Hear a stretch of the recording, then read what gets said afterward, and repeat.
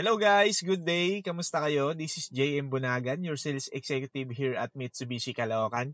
So today guys, naglabas si Mitsubishi ng limited edition sa ating G4 na tinatawag natin na Mirage G4 GLS Black Series.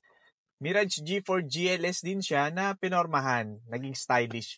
So ang engine niya is 1.2 liter gasoline with MyVec technology.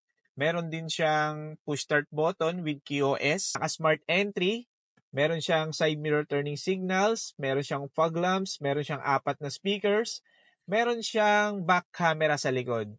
Sa safety, meron siyang ABS, anti-lock braking system natin, at electronic brake distribution, yung EBD natin. All powers yung locks and windows natin. Sa multimedia natin, naka-equip tayo ng touchscreen monitor, compatible ng Android Auto and Apple CarPlay. So ito yung mga binago at dinagdag sa ating Black Series. Unahin na natin sa front grille.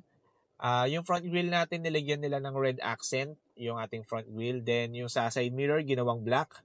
Pati na rin yung ating mugs, ginawang black. Then naglagay sila ng armrest.